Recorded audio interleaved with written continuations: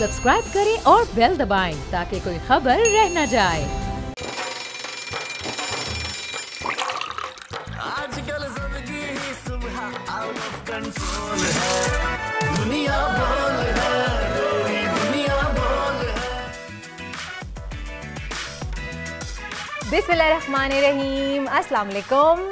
आप सबको मेरी तरफ से और बोल न्यूज़ नेटवर्क की तरफ से, दुनिया बोल है कि पूरी टीम की तरफ से भीगी भीगी सी मीठी मीठी सी ईद का आज का चौथा दिन बहुत बहुत मुबारक हो।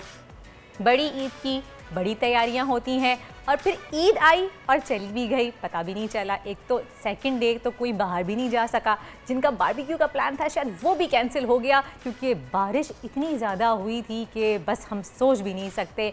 लेकिन ईद कुर्मा हो और अनाड़ी कसाई ख़बरों की जीनत ना बने, ऐसा तो मुमकिन ही नहीं है।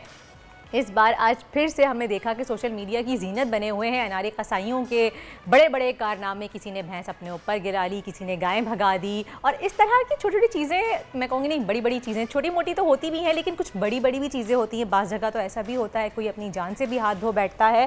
खैर, क्यों मेरी समझ नहीं आता कि जो लोग प्रोफेशनल नहीं होते कसाई, वो क्यों किसी के साथ रिस्क लेते हैं, क्यों आके कहते हैं कि जी हम गाय गिरा देंगे। एक और वीडियो भी है जो ऊँट की वीडियो है, मेरे ख्याल से वो इतनी ज़्यादा वायरल हुई है या नहीं हुई, लेकिन वो ऐसी वीडियो है कि शायद टेलीविज़न स्क्रीन्स पे हम ना दिखा सकें। वो बहुत ही अजीब सी वीडियो थी कि ऊँट हुई थी लेकिन कसाई जो है वो अनाड़ी था, तो वो सही तरीके से कुर्बानी कर नहीं सका।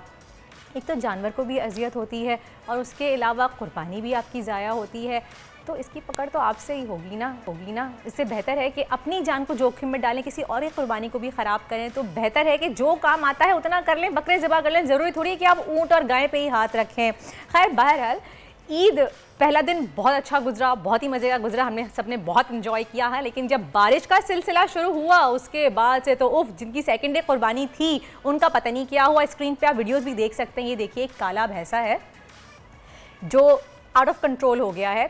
कसाई जो था वो अनाड़ी था और वो कंट्रोल नहीं कर पाया भैंसे को और उसने मार के उसको वो भागा है। वो शख्स भी ज़ख्मी हुआ है और आई थिंक उसको शूट किया गया है फायर के थ्रू। ये देखिए, ये इसने, आप देखें, नीली शर्ट पहने हुए एक शख्स, उन्होंने ज़ख्मी भी किया है और फिर वो आगे भाग गए। ये देखिए, एक और अगली वीडियो आप देख सकते हैं हमारे टेलीविज़न स्क्रीन्स पे। एक गाय है, ये गुलिस्तान जौहर में एक बहुत फेमस हो गई है ये चीज़, आप ये देख सकते हैं। ये गाय को गिराने की कोशिश कर रहे हैं कसाई, लेकिन गाय भाग जाएगी और फिर रस्सी इतनी लंबी है उसकी कि वो इनके गले में ही लपट जाएगी कसाई के, और फिर ये अपनी जान से हाथ धो बैठेंगे बहुत अफसोस के साथ। ये देखिए, आप देख सकते हैं किस तरह से गाय भाग रही है और रस्सी इतनी लंबी है चूँकि, तो वो उनके कसाई के गले में लिपट गई है। खैर, बहुत अफसोसनाक वाक़या। एक और वीडियो आपके सामने नज़र आ रही है, आप ये देख सकते हैं। एक और ये गाय, ओहो, ये गाय को गिराने की कोशिश की है और बंदे पे ही गाय गिर गई है। पता नहीं इनका क्या हाल होगा। आई रियली होप कि सही हो, सही सलामत हो, कोई हड्डी वड्डी ना टूटी हो इनकी। सही लग रहे हैं वैसे तो, लेकिन अंदर की चोट है, बाद में पता चलेगा। गरम गरम जब चोट होती है ना, उस वक्त आप उठ के खड़े हो जाते हैं, आपको पता भी नहीं, लेकिन बाद में आपको रियलाइज़ होता है कि ओह, कौन सी हड्डी में दर्द हो रहा है, जिस्म के कौन से हिस्से में दर्द हो रहा है, कौन सी हड्डी टूटी है, ये हमें बाद में पता चलता है, उस वक्त पता नहीं चलता है। खैर, बहरहाल बकरा ईद कल तक बहुत ज़्यादा लोगों ने एंजॉय की। तीसरा दिन था ईद का, बारबेक्यू वगैरह हो रहे हैं और अभी वीकेंड पे भी बहुत से बारबेक्यूज़ होना बाकी हैं। आज ईद का चौथा दिन है, हम आपके साथ मौजूद हैं यहाँ पे। एक बार फिर से आपको बहुत बहुत मुबारकबाद देते हैं ईद की।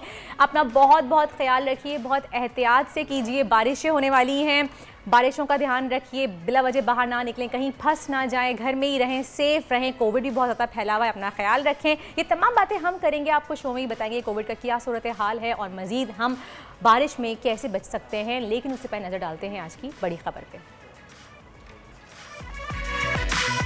17 जुलाई का इलेक्शन नहीं, हकीकी आज़ादी की जंग है। लोटो और चोरों को शिकस्त देनी है। इमरान खान का भक्कर और लैया में पावर शो। कहा, अमेरिका ने साजिश करके हम पर चोरों को मुसल्लत किया, जान भी कुर्बान हो जाए कभी चोरों को तस्लीम नहीं करूंगा।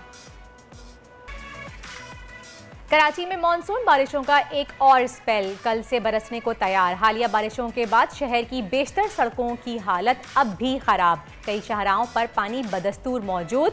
कराची पर बरसने वाला अब्रे रहमत इंतजामी नाअहली के बायस शहरियों के लिए जहमत बन गया।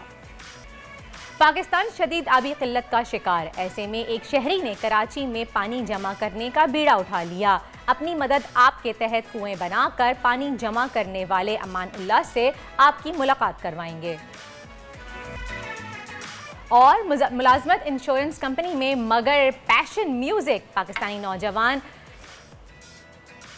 बस वासिफ फारूकी की आवाज़ सुनने वालों को मुतासिर करने लगी। हीरो पाकिस्तानी में आपकी मुलाकात करवाएंगे वासिफ फारूकी से।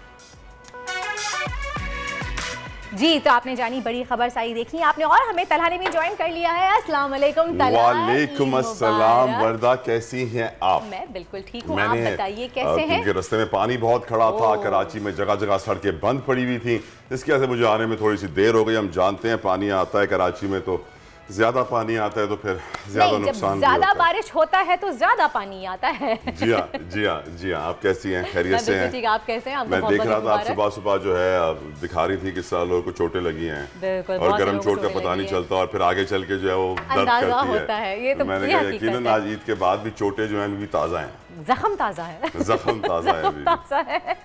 लेकिन बारिश ने जो किया कराची के साथ वो पहली बार नहीं हुआ, हमेशा से होता है। मॉनसून से पहले वार्निंग्स दी जाती हैं, करोड़ों रुपए के बजट्स निकाले जाते हैं, पकड़ा दिए जाते हैं पैसे के नाले साफ करो, लेकिन वो हमेशा की तरह होता वही है। पानी खड़ा होता है नाले साफ होने के बावजूद।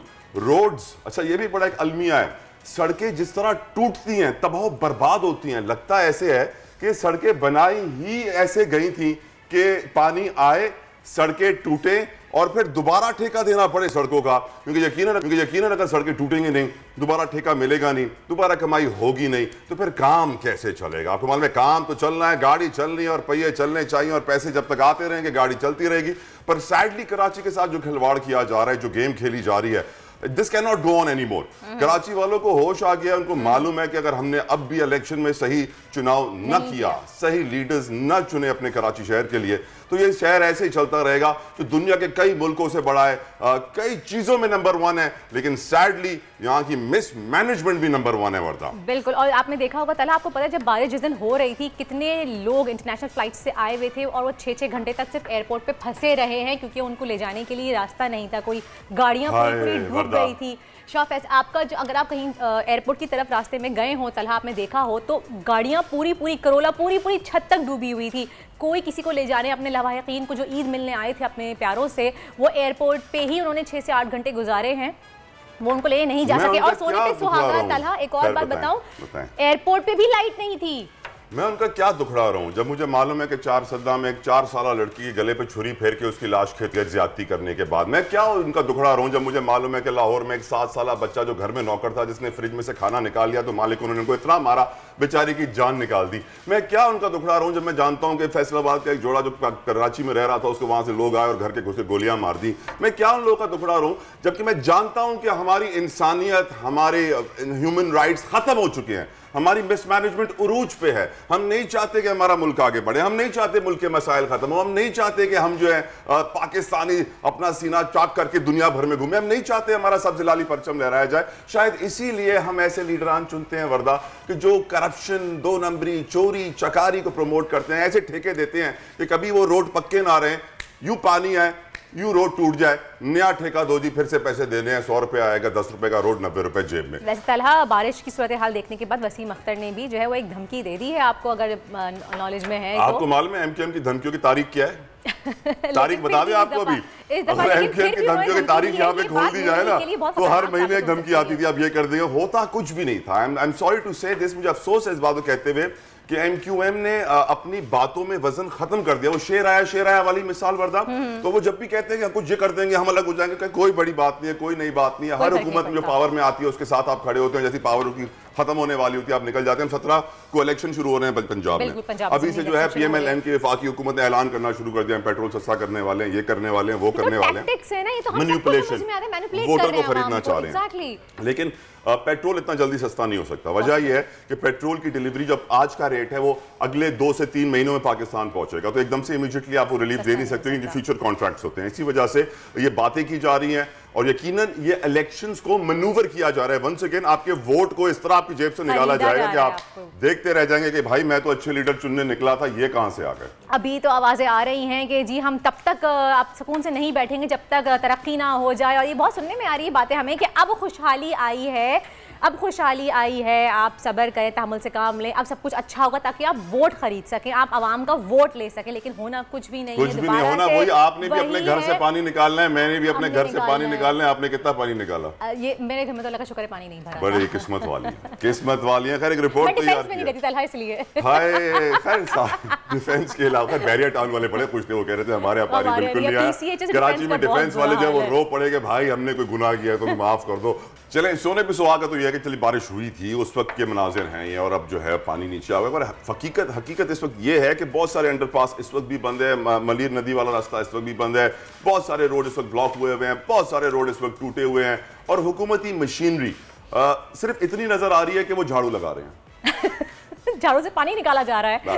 ये आपने देखा और लेकिन आपने कल देखा फुर्तियां कितनी थी। आपको नजर आया कि जी वजीर इत्तलात सिंध वो हेलीकॉप्टर में सहाफियों के साथ घूम रहे हैं, जायजा ले रहे हैं कि हाँ जी पानी कहाँ का है। मुझे ये समझ नहीं आता हेलीकॉप्टर में घूमने से क्या होगा। हेलीकॉप्टर खैर और भी बहुत सारे लोग घूम रहे थे, लेकिन मैं जिक्र नहीं करता। क्या होगा, खैर हम उस बारे में बात करते हैं। हमारे साथ उवैस हैदर मौजूद हैं, माहिर मौसमियात है। इन्होंने फ्राइडे को भी प्रेडिक्शन की थी हमारे शो में कि बहुत सफर कर रहे हैं, गाड़ी में है वो भी, और वो भी खड्डे खुड्डे में जा रहे हैं, उनका फोन भी हिल रहा है। उवैस आप यकीनन इस वक्त बड़ा शुक्रिया आपका अदा करेंगे कि आपने मसरूफियात के बावजूद हमें ज्वाइन किया है और ट्रैवल भी कर रहे हैं, तो आपको पानी तो मिल रहा होगा सड़कों पे। आप कहाँ हैं इस वक्त? अच्छा, जैसे कि पता है, अच्छा इस वक्त कराची की सिचुएशन ऐसी है कि मुझे मतलब ऑफिस पहुंच जाना था, तो इतना ट्रैफिक जैम है कि आपको बता नहीं सकता।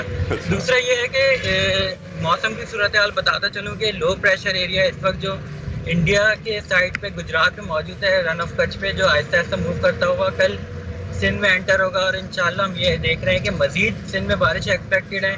कराची शहर में कल शाम या रात से बारिश का इम्कान बन सकता है।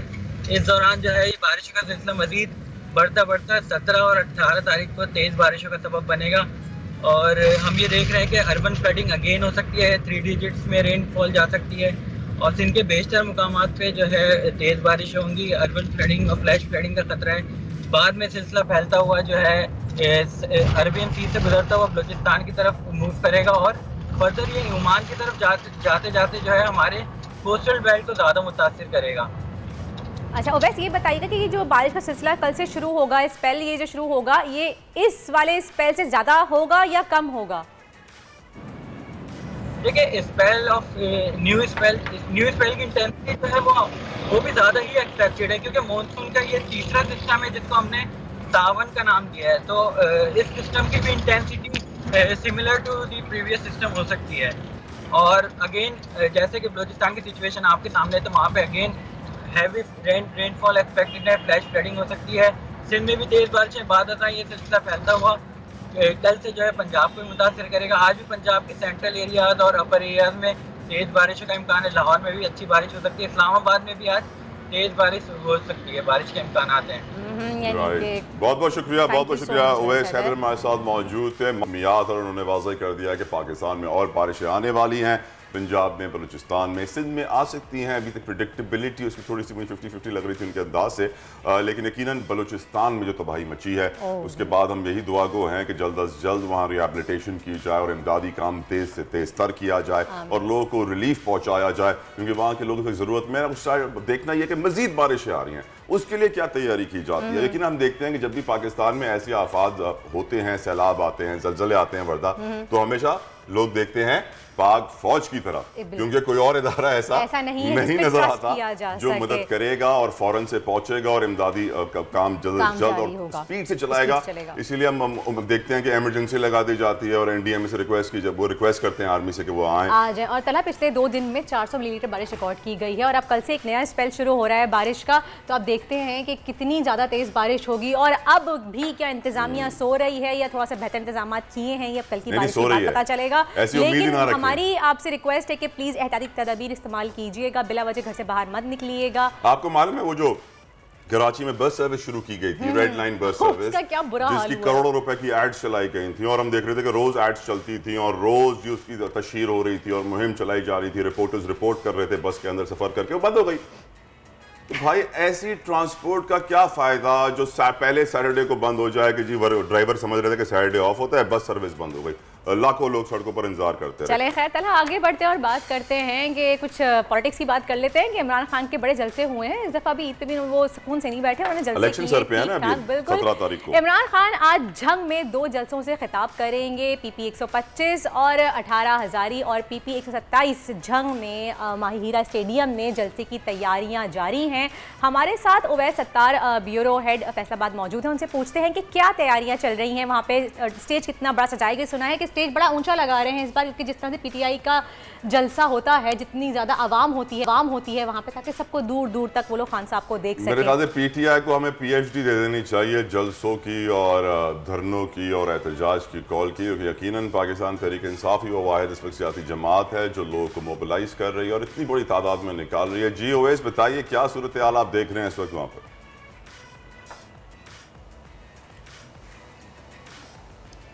जी बिल्कुल, इस वक्त मैं मौजूद हूँ, झंग का नवाही इलाका है और 18 हजारी और यहाँ पर PP 125 के जो ज़िमनी इंतखाब है यहाँ पर होने जा रहा है। PTI के उम्मीदवार हैं मियाँ मोहम्मद आज़म चेला, वो यहाँ से कैंडिडेट हैं और इनकी कैंपेन के लिए आज साबिक वज़ीर-ए-आज़म इमरान खान यहाँ पर आएंगे और आज अपने जो कारकुन है पाकिस्तान तहरीक इंसाफ का, उनका लहू भी गरमाएंगे। कुछ जलसागाह की सूरत हाल मैं आपको बताता चलूँ। जिस आप स्टेज की बात कर रहे थे, बिल्कुल ये वही काफ़ी ऊंचा स्टेज है, तकरीबन ये 30 फुट के करीब इसकी ऊंचाई है, चौड़ाई भी काफ़ी ज़्यादा है। कुर्सियां अभी तक जो मैंने देखी हैं वो तकरीबन 4000 के करीब यहाँ पर कुर्सियां लगाई जा चुकी हैं, लेकिन बड़ी तादाद में कुर्सियां पीछे गाड़ियों पर मौजूद हैं जिन्हें अनलोड करके सेटिंग की जा रही है। चूँकि अभी काफ़ी टाइम पड़ा है जलसा स्टार्ट होने में, 3 बजे का टाइम दिया गया पाकिस्तान तहरीक इंसाफ की जानिब से, लेकिन मौसम काफ़ी गर्म है, शदीद गर्मी की वजह से तकरीबन ये 5 बजे के करीब इमरान खान एक्सपेक्टेड है यहाँ पर आएंगे और जो कारकुन हैं इनसे खिताब करेंगे। ये जो पंडाल है ये काफ़ी बड़ा है, लेकिन हमने देखा है लोधरा वाला जलसा, लैया वाला जलसा, भक्कर वाला जलसा वो पंडाल में नहीं होते थे, वो हमेशा पंडाल से बाहर लोग होते थे। तो यहाँ पे मैं ये सूरत हाल रख दी कि जो साथ रोड है यहाँ पर भी लोग आएंगे, मौजूद होंगे। ये जो कनातें लगी हुई हैं, इसकी बाउंड्री वॉल की है, ये लोग हटा के लोग दूर दूर तक हमें जाते हुए नजर आएंगे और जो पाकिस्तान तहरीक इंसाफ की लीडरशिप है वो भी यहाँ पर आएगी, मौजूद होगी।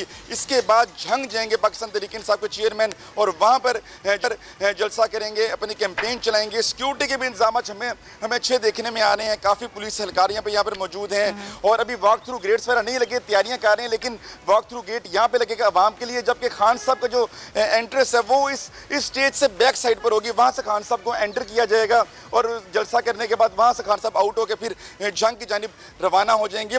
लोग बड़े हैं, जब हम सुबह यहाँ पर पहुंचे हैं तो कई लोग हमें मिले जो कह रहे थे पाकिस्तान तहरीक इंसाफ को सपोर्ट कर रहे हैं। जगह जगह हमने पाकिस्तान तहरीक इंसाफ के झंडे लगे देखे। हालांकि कल मरियम नवाज साहिबा भी यहाँ पर आई थी, लेकिन उस तरह हमें कोई PMLN के कोई झंडे वगैरह नजर नहीं है, लेकिन PTI की बड़ी भरपूर तैयारियां हैं। पाकिस्तान तहरीक इंसाफ के चीफ ओवैस हमें रिपोर्ट कर रहे थे जो आज जलसा रहा है PTI के हवाले से और हमेशा की तरह जलसे कामयाब हो गए। अच्छा, आज से कुछ सालों पहले मुझे याद पड़ता है वर्धा के ख्वाजा आसिफ साहब जो हैं वो थे वाटर के मिनिस्टर थे, तो उन्होंने एक स्टेटमेंट जारी किया था कि 2024 तक पानी की कैद साली होगी पाकिस्तान में, जिसके बाद जो है ना सारे लोग उनके ऊपर चढ़ दौड़े थे और उन्होंने कहा ये आपने कैसी बात कह दी, ये आपने कैसे बात कह दी। और आज हम क्या हालात देख रहे हैं, हम बात काफी वक्त से सुनते हुए आ रहे हैं कि तीसरी जंग अजीम, थर्ड वर्ल्ड वॉर पानी पे होनी है, लेकिन हम देख रहे हैं कि पानी को बचाने के लिए, पानी के रिजर्वॉयर्स बनाने के लिए, डैम बनाने के लिए, और मैं डैम का नाम ले रहा हूँ, आपको डैम फंड याद आ जाएगा, यकीनन हम सबने उसमें पैसे जमा कराए थे, लेकिन फायदा कुछ नहीं हुआ है। अभी तक वो डैम बन रहा है, अभी तक पाकिस्तान में नए डैम्स जिनकी हमें अशद जरूरत है पता नहीं कब पाए तकमील पर पहुंचेंगे। पैसे ले लिए जाते हैं, काम हो रहा होता है, ठेके दे दिए जाते हैं, रिजल्ट्स नहीं मिलता। लेकिन इस पानी को बचाना बहुत जरूरी है। अगर हमने इस बारिश के पानी को नहीं बचाया तो हम शायद नहीं बचेंगे। इंटरनेशनल रिसर्च के मुताबिक हमसे कहा गया था कि अगले 3 साल बाद यानी कि 2025 तक पाकिस्तान से पानी खत्म हो जाएगा, कहत साली आ सकती है। अब ये सब कुछ हमें मालूम है, लेकिन फिर भी हम लोग कुछ कर नहीं रहे। तो क्या बोलूं मैं, फिटे मुंह बोलूं, क्या बोलूं। खैर रिपोर्ट तैयार की, हम देखते हैं कि हम कितना पानी जाया कर रहे हैं। उससे पहले एक ब्रेक ले लेते हैं, ब्रेक के बाद फिर कंटिन्यू करेंगे। रिपोर्ट भी आपको दिखाएंगे, डिस्कशन भी करेंगे। आजकल सबकी ही सुबह आउट ऑफ कंट्रोल है, दुनिया बोल है, दुनिया बोल है। वेलकम बैक टू दुनिया बोल है। वर्धा कुमार ने पिछली बार 2020 में तूफानी बारिशें हुई थी, तब कराची और डिफेंस स्पेशली के सारे बेसमेंट्स पानी से भर गए थे, लोगों की गाड़ियां डूब गई थी, कारोबार का जो उन्होंने सामान नीचे रखा था, फर्नीचर वगैरह वगैरह वगैरह सब डूब गया था, लाखों करोड़ अरबों का नुकसान हुआ था। और बेचारे जो शोर मचाते थे उनको फिर चुप करा दिया जाता था कि आप अपना मुंह बंद रखें तो अच्छा है, क्योंकि ये इलाका बड़ा पोश है। खैर, इस पोश इलाके के बड़े मसाइल हैं। पोश इलाके में कुछ भी नहीं होता, पानी बिजली गैस कुछ नहीं अल्लाह होता। रहम करे, अल्लाह रहम करे। लेकिन हैरत अंगेज बात यह है कि पाकिस्तान में ऐसे लोग हैं जो डैम्स बना रहे हैं अपनी अपनी सोसाइटीज़ के लिए, और गुज़िश्ता बारिशों में उनके वो डैम्स भर गए। मैं बात करूँगा बहरिया टाउन कराची की, तो इसमें कोई शक नहीं कि उन्होंने जो डैम्स वहाँ बनाए थे वो फुल हो गए हैं, उनके पास अब पानी वाफिर मिकदार में मौजूद है आने वाले वक्त के लिए। लेकिन हम ये देखते हैं कि हमारे शहरों में हमारे पढ़े लिखे जो लीडर्स हैं, जो इस वक्त सिंध को मैनेज कर रहे हैं, पाकिस्तान को मैनेज कर रहे हैं, वो डैम्स नहीं बना रहे हैं। पानी बहुत ज़्यादा वेस्ट हो रहा है, इतना पानी वेस्ट हो रहा है जिसकी कोई इंतहा ना हो। आपको हम प्रोग्राम में आगे चल के ये भी दिखाएंगे कि एक नौजवान है वो किस तरीके से पानी को बचा रहा है। लेकिन मैं चाह रहा था कि अपने व्यूअर्स को पहले ये दिखाना चाहिए कि कितना पानी वेस्ट हो रहा है। हम वेस्ट करें, इतनी अच्छी मानसून सीजन में बारिशें हो रही हैं इस वक्त, लेकिन हमारी बदकिस्मती ये है कि हम इस पानी को जमा नहीं कर सकते, बल्कि हम पानी को ज़ाया करने वाले ममालिक की फहरिस्त में शामिल हैं। आपको पता है हम कितना ज़्यादा पानी वेस्ट करते हैं, अराउंड 300 मिलियन ट्रिलियन इस तरह से हम कुछ पानी जो है वो गैलन हम अपना वेस्ट करते हैं। पाकिस्तान 10 ट्रिलियन गैलन पानी हर साल ज़ाया करता है। इमेजिन, अंदाज़ा लगाएं कि हम कितने कोई बदकिस्मत, बदनसीब, कहते हैं ना कि वो फिटकार हम पे कि हम लोग इतने बेवकूफ़ कि हम देख नहीं पा रहे कि भाई ये पानी ज़ाया हो रहा है, हमें आगे चल के इसी पानी के लिए रोना है। यही पानी आप टैंकरों से अपने घरों में डलवाते हैं, हज़ारों रुपए देते हैं, और यही पानी है जिसकी वजह से आपकी फसलें ज़ाया हो रही हैं, यही पानी है जिसकी वजह से आम की पैदावार कम हुई, यही पानी है जिसकी वजह से ड्राउट्स, खुश्क साली, जानवर मरते गए। लेकिन हम फिर भी इस पानी को बचाने को तैयार नहीं है। क्या करना चाहिए, what is to be done, जानने की कोशिश करेंगे। हमारे साथ मौजूद है मोहम्मद तौहीद, अर्बन प्लानर है। तौहीद साहब, thank you so very much for joining us. ये बताइए कौन से इकदामात हैं, वो कौन से स्टेप्स हैं जो हमें फौरन लेने चाहिए, और जो ये डैम्स का मजाक हमारी कौम के साथ होता रहता है कि अब डैम बनेगा फंड दो, अब डैम बनेगा फंड दो। हम देखते हैं कि प्राइवेट हाउसिंग सोसाइटीज़ बेहतरीन डैम्स बना के अपनी सोसाइटीज़ के लिए बेहतरीन काम कर रही हैं, लेकिन जो बड़े इलाके हैं, जो एशिया के सबसे बड़े डेवलपर्स हैं, आप समझ गए होंगे, नाम नहीं लूँगा, वो इस बारे में नहीं सोचते हैं। वो पैसे ज़रूर ले लिए जाते हैं, आवाम से डोनेशन भी ले ली जाती हैं, लेकिन होता कख कुछ नहीं है। आप क्या कहेंगे? देखिए, सबसे पहली चीज़ ये हमें रेन हार्वेस्ट की जो प्रैक्टिस है वो हमें लाहौर में नज़र आई है। लाहौर में उन्होंने एक स्पेस एलोकेट करके और वहाँ पर जो है वो अंडरग्राउंड टैंक बनाकर रेन हार्वेस्टिंग की प्रैक्टिस, ठीक है ना।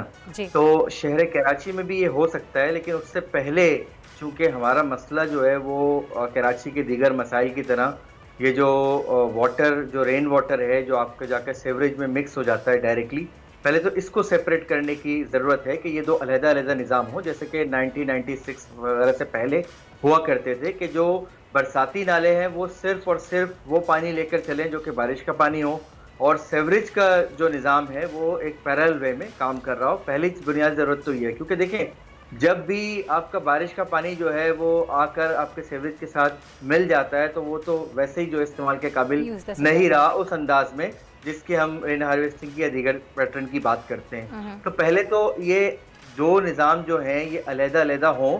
अच्छा देखें, शहर कराची चूँकि इतना फैल चुका है तो हम शायद ये नहीं कर सकते कि एक वक्त में पूरे कराची में ये निज़ाम अलग कर दें, लेकिन हम पायलट के तौर पर कुछ एरियाज़, कोई एक डिस्ट्रिक्ट, कोई एक यूसी, उस तरह से उस लेवल पे कम से कम इनिशिएटिव। तौहीद साहब, बहरिया टाउन कर सकता है तो कराची का बाकी हिस्सा क्यों नहीं कर सकता, ये बताएं। तौहीद साहब, इनके बाद मैं भी एक सवाल करूंगी आपसे। जी देखिए, बहरिया टाउन बिल्कुल कर सकता है, लेकिन बहरिया टाउन के मुकाबले में आप KMC को लाकर खड़ा करें अगर फर्ज करें तो फिर वहाँ वही मसले आ जाते हैं, वही जो शिकायत, वो दीगर मामला जो हम कहते हैं सुनते आ रहे हैं अरसा दराज से कि जी वो कहीं इख्तियार का मसला होता है कुछ जगहों पर, कहीं जो है वो फाइनेंशियल इश्यूज होते हैं, कंस्ट्रेन होते हैं। लेकिन तौहीद साहब, यहाँ पे ये बताइए, कराची की आपने जिक्र किया, कराची जिस तेजी से आबादी बढ़ रही है कराची में, तो क्या हम जब किसी सिटी का कोई इंफ्रास्ट्रक्चर बनाते हैं तो उसमें हम ये प्लानिंग्स वगैरह नहीं रखते कि जब ये शहर आबाद होगा, बढ़ेगा, तो हमें यहाँ पे इस तरह के प्रोजेक्ट्स लाने चाहिए ताकि पानी की किल्लत ना हो? कराची एक अनप्लान्ड शहर है, तौहीद साहब एग्री करेंगे?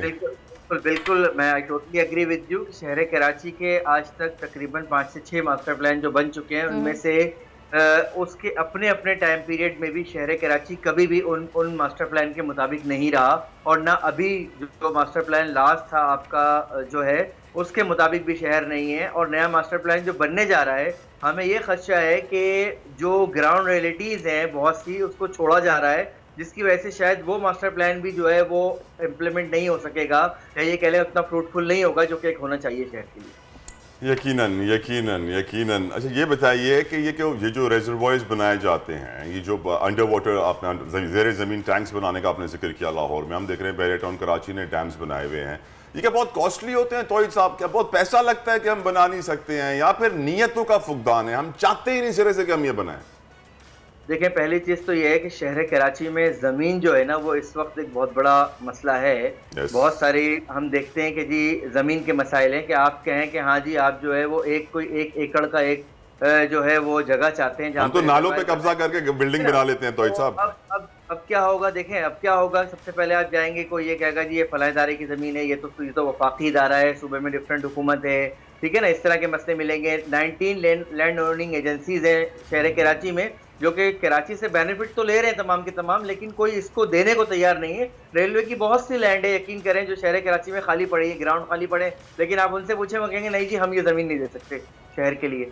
तो जब तक हमारी वो नियत नहीं होगी, इदारे दे सकते हैं, इदारों के पास ज़मीन है, कैंटोनमेंट के पास ज़मीन है, आपके नेवी के पास बहुत सी ज़मीन है, केपीटी के पास बहुत ज़मीन है, रेलवे के पास बहुत ज़मीन है, इस तरह बहुत सारे इदारे हैं।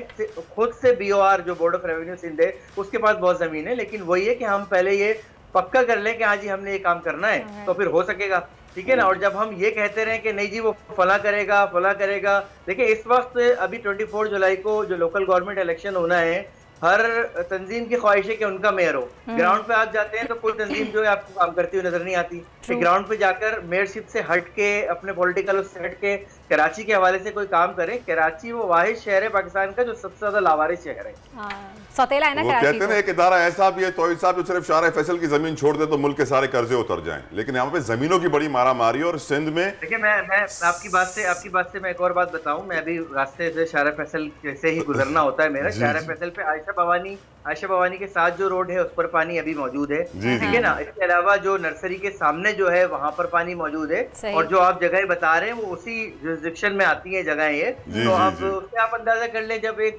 सबसे ज्यादा पावरफुल जो अथॉरिटीज हैं उन इलाकों में पानी है, तो सिविल इंतजामिया को तो फिर हम जाहिर सी बात, सिविल इंतजामिया तो वैसे ही कारामद नहीं रही, आपको हमें नजर आ रहा है। लेकिन मैं हैरान तौहीद भाई इस पे होता हूँ कि लाहौर में हो सकता है, इस्लामाबाद में हो सकता है, लेकिन कराची में नहीं हो सकता। भाई वो डेवलप मुल्क एक है, रियासतें कई हैं, निजाम कई हैं। This is ridiculous. तौहीद साहब क्या ये बात आप एग्री करेंगे कि हम कराची में चाहते ही नहीं है कि डेवलपमेंट हो? जी कराची में देखें, कराची में मसला ये है कि वो पॉलिटिकल लेयर्स इतनी ज़्यादा हो गई हैं, पॉकेट्स इतने ज़्यादा हो गए हैं, फिर इसके अलावा इंस्टीट्यूशनल लेयर्स जो है हमें वो मुख्तलिफ तरह की नज़र आती हैं। जहाँ आप जाते हैं, यानी ज़मीन की मैंने बात की, आप सदर में एक रोड पे घूम रहे हैं तो वो जो है वो कैंटोनमेंट का एरिया है, पीछे जाते हैं तो वो केएमसी का एरिया, यानी आप बहुत मुश्किल है डिविजन्स बहुत ज्यादा लिमिट्स को आइडेंटिफाई करना। तौहीद साहब आपके लिए एक और आपको हमें मिलवाना है, एक नौजवान से भी एक रिपोर्ट भी आपको दिखवानी है, क्योंकि यकीनन इंडिविजुअल्स ऐसे काम कर रहे हैं जिससे रियासत को सबक सीखना चाहिए, इदारों को चाहिए, हुकूमत को होश में आना चाहिए। मैं जिस नौजवान की बात कर रहा हूँ उनका नाम है अमान खान काका मंदुखेल, और उन्होंने बड़ा एक मजेदार काम किया है। किस तरह से बारिश के पानी को भी हम सेव कर सकते हैं, फिल्टर्स लगा के बाकायदा अमानुल्लाह साहब ने प्रॉपर एक इसका प्रोजेक्ट तैयार किया हुआ है जिससे बारिश का पानी सेव किया जा सकता है। अमानुल्लाह खान हमारे साथ मौजूद है, उनसे बात करेंगे और पूछेंगे भी किस तरह से ये पानी, क्योंकि जब जाहिर सी बात है जब बारिश का पानी मिक्स होता है तो उसमें गंदगी मिक्स होती है। फिल्टर्स उन्होंने लगाए हैं, लेकिन उसके बावजूद भी कहीं कहीं हम देखते हैं कि सीवरेज का पानी भी मिक्स हो जाता है। तो कैसे इसको साफ किया जाता है, बात करेंगे अमानुल्लाह साहब से। जी अमानुल्लाह, अस्सलाम वालेकुम एंड वेलकम टू दुनिया बोल है।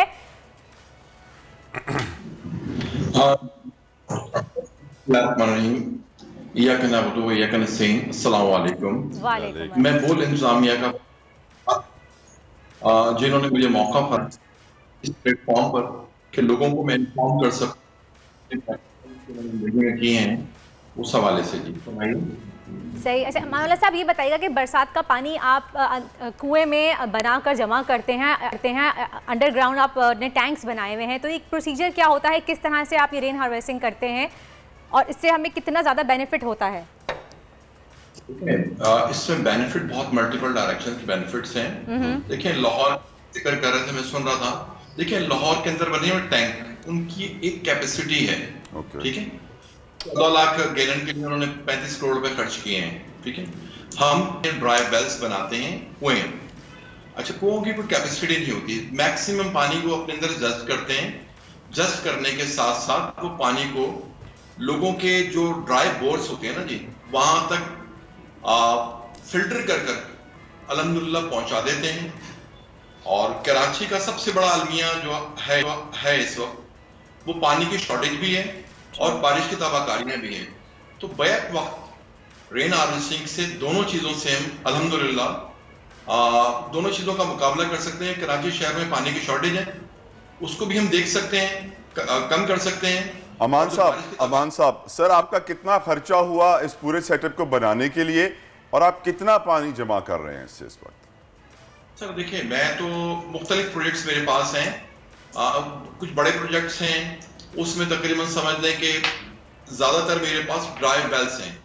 उन वेल्स में मैं ड्राई वेल्स के अंदर पानी डाइवर्ट करता हूँ और उसका साइज तकरीबन 30 फीट चौड़ाई, 60 फीट गहराई और साइड बोर्ड तकरीबन 700-800 फीट है। तो तकरीबन समझ लें कि लाखों गैलन पानी एक सीजन के अंदर, मैं समझता हूँ कि 30 लाख गैलन पानी तक जो है ना उसमें सेव कर लेते हैं जी। अच्छा अमान साहब, बोर को रिचार्ज कर देता है अल्हम्दुलिल्लाह। सही। अच्छा अमान साहब, ये बताइएगा कि हम जैसे देख भी सकते हैं स्क्रीन पे कि आपने एक टनल्स बनाए हुए हैं, उसमें फिल्ट्रेशन का भी इंतजाम किया हुआ है ताकि कचरा वगैरह ना जा सके उसमें, लेकिन कभी कभी क्या ऐसा था कि बारिश के साथ गंदा पानी भी मिक्स हो जाता है, तो उसको फिर आप कैसे सेपरेट करते हैं और रिसाइकिल करने का तरीका क्या है उसका, ताकि हम लोगों के यूज में ला सकें? जिन वेल्स में हम डाल रहे होते हैं पानी, वो खाली होते हैं, उससे पानी इस्तेमाल के लिए नहीं होता। अच्छा। उसमें सिर्फ पानी डिपॉजिट किया जाता है, ठीक है, ताकि कराची का बोर्ड में जो ड्राई वेल्स हैं, ड्राई बोर्ड्स हैं, उनको हम रिचार्ज कर सकें और बारिश की तबाकारियां जो मच रही होती हैं, तबाहियां हो रही होती हैं, उस पानी को भी सेव कर सकें हम। ये मामला है। राइट। तौहीद साहब, आपने सुना अमान साहब की गुफ्तगू को, आपने भी सुना, बहुत अच्छा एग्जाम्पल सेट किया अमानुल्लाह साहब ने, और यकीनन उनकी गुफ्तगू सुनने के बाद मैं उम्मीद करता हूं कि पाकिस्तान के और लोग भी ये काम करना शुरू करें, क्योंकि हुकूमत तो नहीं करेगी। तौहीद साहब, आप कैसे देखते हैं सिचुएशन को और आप कैसे कमेंट करेंगे इसके ऊपर कि कितने लोगों को आगे बढ़ना चाहिए और यही काम करना चाहिए? बिल्कुल, ये अमान साहब ने जो प्रैक्टिस की है इसको इंडिविजुअल बेसिस पे किया जा सकता है। अच्छा, ये जो पैटर्न है ये डिफरेंट है, जैसे उन्होंने खुद कहा कि लाहौर में जो प्रैक्टिस की गई है उससे डिफरेंट है, क्योंकि देखिए इसमें क्या हो रहा है कि शहर कराची में कराची वाटर सीवरेज बोर्ड जो वाटर सप्लाई करता है, वो कराची की जो पीक डिमांड है उसका 50% है।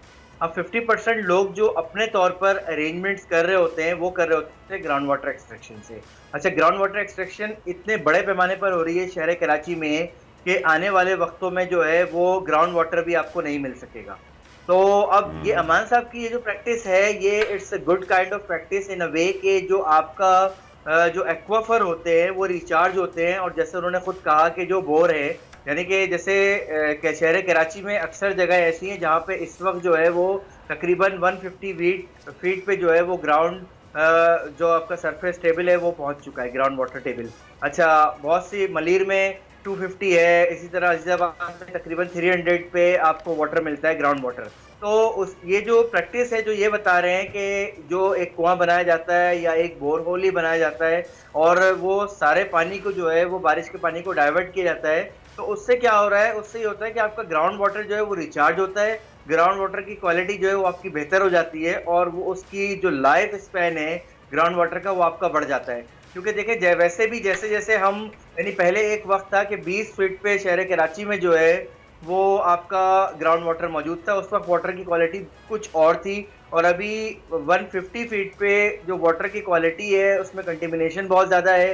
तो ये इस तरह की प्रैक्टिस जो कि अमान साहब ने की, इस तरह की प्रैक्टिसेस अगर की जाती हैं, और इंडिविजुअल नहीं बल्कि ये शायद एनजीओज भी इसको बेहतर प्रैक्टिस कर सकती हैं। राइट, बहुत बहुत शुक्रिया तौहीद साहब, आप हीरो हैं पाकिस्तान के, और मैं यकीन करता हूं कि आपकी गुफ्तगू और आपसे मिलने के बाद पाकिस्तान के बहुत सारे लोग वही करेंगे जो आपने किया, क्योंकि यही है वक्त की जरूरत। क्योंकि अब भी अगर हमने होश के नाखून ना लिए तो फिर अल्लाह खैर के अलावा कुछ नहीं बचेगा हमारे पास। बहुत शुक्रिया आप दोनों का। इस वक्त एक ब्रेक का वक्त हुआ है, पहला ब्रेक की जाने बढ़ते हैं और ब्रेक के बाद आपको बताएंगे कि मोइन जुबैर साहब हमारे रिपोर्टर हैं, उनकी कैसे ईद से पहले ईद हो गई और कोरोना की क्या सूरत हाल है ये भी आपको दिखाएंगे, लेकिन इस छोटे से ब्रेक के बाद। आजकल जिंदगी ही सुबह आउट ऑफ कंट्रोल है, दुनिया बोल है, दुनिया बोल है।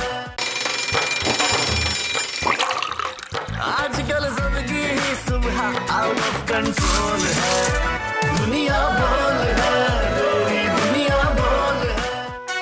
दुनिया बोल है और हम जानते हैं सारे के वर्दा एक बहुत बड़ी शेफ हैं और बकरा ईद पे ये कैसे हो सकता था कि लोग इनकी सर्विसेज हायर ना करते। बड़ी तादाद में लोगों ने इनसे राब्ता किया कि क्या आप हमारा जानवर कुर्बान करेंगी। फिर मैं कसाई नहीं हूँ, मैं पकाने वाली हूँ, मैं खाना आपको पका के खिलाऊंगी। लेकिन इस दौरान भी इनको लग गई नजर। कैसे लगी नजर? ये काफी वक्त हो गया, 1 घंटा हो गया, वर्दा अपना हाथ छुपा रही थी और एक हाथ नीचे और एक हाथ से प्रोग्राम कर रही थी। लेकिन अब मैंने इनको जोर दिया कि प्लीज हम हाथ मिलाएंगे। हाँ जी, हम हाथ मिलाएंगे। और फिर आपको नजर आएगा ओ वर्दा का हाथ कट चुका है। मैं समझा कि वर्दा जो है शायद बोटियां वोटियां बनाते हुए अपने हाथ काट कर लिया। लेकिन फिर इन्होंने मुझे बताया कि ये कुछ पका रही थी और फिर शायद बड़ी वाली छुरी जो है इनके हाथ के जोड़ पे गिरी है। तो मैं इस वक्त तमाम व्यूअर्स से दुआ करता हूँ, गुजारिश करता हूँ कि वो भी दुआ करें वर्दा की जल्द सेहतयाबी के लिए, क्योंकि अगर तक हाथ सही नहीं होगा तो खाना नहीं पका सकता। अच्छा, और मजे की बात आपको पता है, ईद के फर्स्ट डे मेरे साथ ये हुआ। उसके बाद मैंने खाना, मेरी कलेजियाँ जो मैं बनाती हूँ अपने घर में, अक्सर कलेजी या फिर इस तरह के भुना हुआ गोश्त, ये सब निहारी स्पेशली बनती है हमारे यहाँ, तो वो सब ऐसे कैसे ही रखा रहेगा, क्योंकि मैं बना ही नहीं सकी, मेरा हाथ ही मूव नहीं करा था। और मैं राइटी हूँ, तो बिल्कुल मैं राइट हैंड यूज ज़्यादा करती हूँ। तो ये सब दुआ करें जल्दी सेहतयाब हो जाए, वर्दा का हाथ जल्दी ठीक हो जाए, नहीं तो बहुत सारे लोग जो है ना भूखे रह जाएंगे, जो कि अच्छा नहीं है। लेकिन बहुत सारे लोग जो है वो प्रॉब्लम्स में आए, बारिशों की वजह से भी, पानी की वजह से भी, रोड बंद होने की वजह से भी, और साथ साथ पाकिस्तान में इस वक्त कोविड की भी एक थ्रेट है। डेली जो रिपोर्ट्स आ रही हैं कोविड की वो यही आ रही हैं कि मरीजों की तादाद में इजाफा हो रहा है। रोज़ हम 1 या 2 या 3 डेथ्स देख रहे हैं कोविड की वजह से, जिसकी वजह से हमें ये कहा जा रहा है कि प्रिकॉशनरी मेजर्स लिए जाएं, एहतियात करें।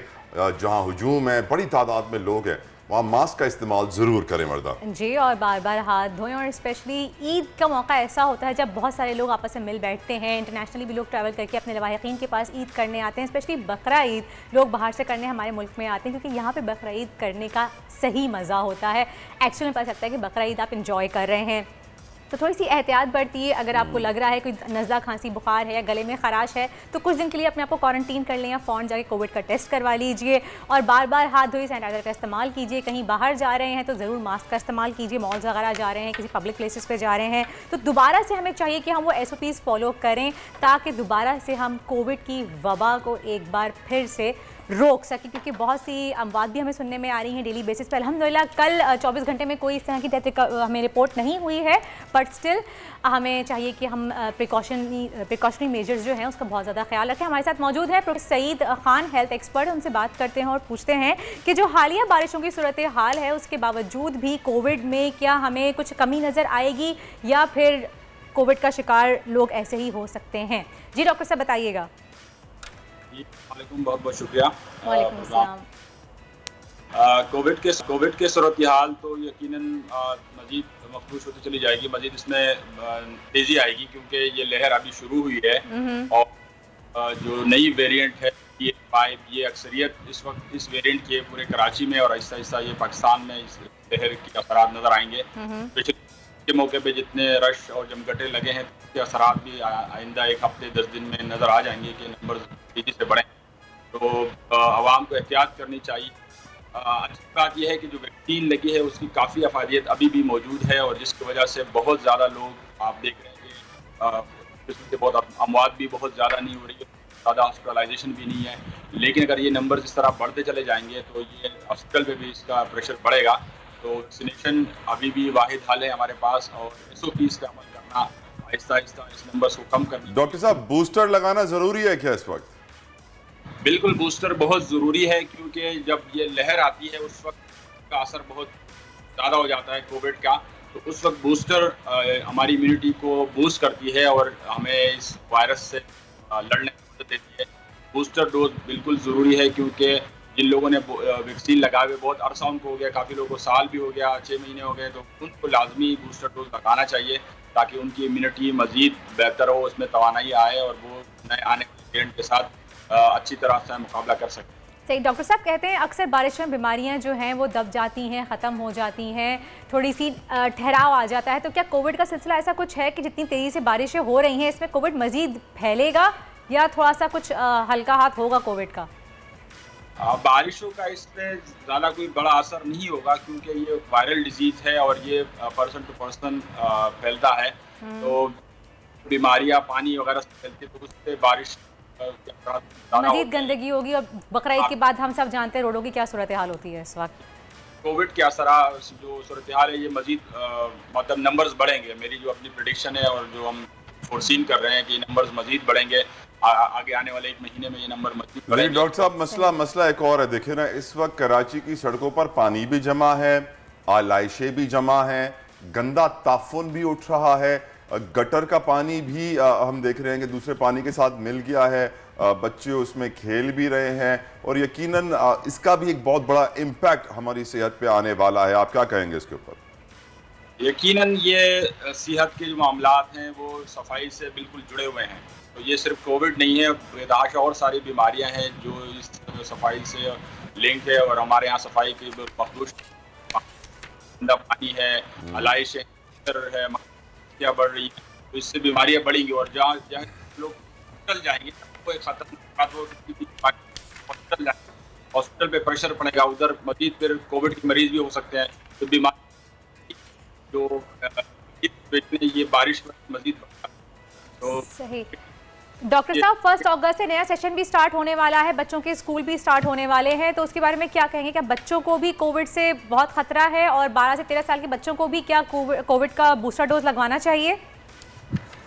इस वक्त हमारे पास एक आइडियल टाइम है, क्योंकि 1 महीना भी स्कूल में बाकी है, तो ये आइडियल टाइम है कि इसमें हम इक़दाम करें, इक़दाम उठाएं कि जो लोग स्कूल के स्टाफ हैं या पेरेंट्स हैं, यहाँ पे दोनों एंड पे सारे लोग वैक्सीनेटेड हों। जो ट्रांसपोर्ट स्टाफ है, जो वैन वाले वहाँ स्कूल लेके जाते हैं, उनको बाकायदा वैक्सीनेट करें। तो अगर दोनों एंड से हम प्रोटेक्ट कर लें तो बच्चे सेफ रहेंगे, स्कूल में भी रहेंगे। और 12 साल से जो ज़्यादा बच्चे उनको वैक्सीन लगानी चाहिए। अभी पहले से इक़दाम करेंगे तो आज के दिन हमारे पुरसुकून हो सकते हैं। राइट, बहुत बहुत शुक्रिया प्रोफेसर डॉक्टर सईद खान साहब हेल्थ हमारे साथ इस वक्त मौजूद थे और उन्होंने जो बात कही है वो कह रहे हैं पहले से इक़दाम करें। वरना हमने आज तक कौन सी चीज़ के पहले से इक़दाम किए? मुझे तो पाकिस्तान की तारीख पे जब नज़र डालता हूँ तो नज़र आता है कि जब आफात आ जाती हैं, नुकसान हो जाता है, अम्बात बढ़ जाती हैं, फिर हम एक्शन लेते हैं। पहले से इक़दाम, ये कौन सी बातें कर रहे हैं डॉक्टर साहब? मुझे वो वाली बात याद आ गई। आपको याद होगा जब कोविड बिल्कुल नया आया था, लोग कह रहे थे, क्या कहते हैं, ये एक पॉलिटिकल सिचुएशन है, लोग डरा रहे हैं, धमका रहे हैं, ऐसा कुछ भी वायरस नहीं है। और फिर जब वैक्सीन आई थी तो लोगों ने कहा था वैक्सीन से मैग्नेट चिपक रहे हैं, बल्ब जल रहे हैं हाथ से। यानी कि इस तरह की तो हमारी आवाम की मेंटालिटी है। आई एम सॉरी, हमारे यहाँ जो पहले से इक़दाम होती है ना, वो बेसिकली कॉन्स्पिरेसीज होती हैं। वो ऐसी बातें होती हैं कि ऐसी बातें फैला दो कि लोग पहले से डर जाएं इससे, कोई वैक्सीन लगवाने आए ना, तो फिर हम ये बोलेंगे हमारा कसूर ही नहीं है, हमने इसलिए नहीं लगाई कि लोग नहीं आए थे। लोग नहीं आए थे, फिर कहते हैं कि 2 साल में वैक्सीन लगवाने के बाद लोग मर जाएंगे। याद है आपको? ये भी बहुत ज़्यादा रूमर हुआ था, लेकिन क्या कहें। लेकिन दोबारा से हम रिक्वेस्ट करेंगे आपसे बोल नेटवर्क की तरफ से कि प्लीज़ अगर 12-13 साल के बच्चे भी हैं, स्कूल गोइंग हैं, तो दोबारा से बूस्टर डोज लगवा लीजिए। ये बेस्ट टाइम है अपने आप को सेफ रखने का, अपनी फैमिली को सेफ करने का। स्पेशली 50 साल से ऊपर के जो बुजुर्ग हैं घर में, उनको भी वैक्सीन जरूर लगवाइए। जो मुल्क की करंट इकोनॉमिक कंडीशंस है ना, और जो इस वक्त करंट फ्यूल प्राइसेस हैं, मेरी नज़र में आपको चाहिए कि आप जो बच्चे घर से पढ़ना चाहते हैं उन्हें आप घर से पढ़ने दें। Study from home, work from home. Offices को चाहिए कि अपनी जो स्ट्रेंथ है सारे स्टाफ की, उसका 20-30% जो कोर स्टाफ एडमिन का होता है वो ऑफिस आए, जो वर्क फ्रॉम होम कर सकते हैं वो घर से काम करें। इससे आपकी बिजली बचेगी, पेट्रोल ही बचेगा, रिसोर्सेज ही बचेंगे और लोगों के लिए आसानियां पैदा होंगी इस मुश्किल दौर में। लेकिन पहला पढ़ाई घर से नहीं हो सकती, ऑनलाइन स्टडीज बच्चों के लिए इट्स नेक्स्ट टू इम्पॉसिबल। हम माओ को खुद जो है वो बैठना पड़ता है, हमें खुद क्लासेस लेनी पड़ती है। देखिए, छोटी उम्र के बच्चों के लिए और बड़ी उम्र के बच्चों में बड़ा फर्क होता है। दोनों का एक अलग अंदाज होता है पढ़ने का और अडॉप्ट करने का और लर्न करने का। जैसे मेरी एक बड़ी बेटी थी, उसकी पढ़ाई ज्यादा अच्छी हो गई जब वो स्टडिंग एट ऑनलाइन पढ़ रही थी, वो स्टडी एट होम कर रही थी। शी वाज 15 क्लास 7, 8, 9, 10 के जो बच्चे हैं उनमें से काफी मेजॉरिटी बहुत अच्छा कोप कर रहे हैं। लेकिन जो जूनियर क्लासेस के बच्चे होते हैं जो हमेशा भागने की कोशिश कर रहे होते हैं पढ़ाई से, उनको बहुत सारे बहाने मिल जाते हैं। जब वो कंप्यूटर पर बैठे होते हैं और टीचर बहुत दूर होते हैं, उन्हें मालूम होता है कि हमें पहुंच नहीं सकती, हमें एक वीडियो वायरल हुई थी बहुत ज्यादा, अगर आप लोगों को याद हो, जब ऑनलाइन क्लासेस चल रही थी तो एक बच्चा बैठा हुआ, टीचर उसका टेस्ट ले रही है और वो फ्रीज हो गया जानबूझ के, और टीचर समझी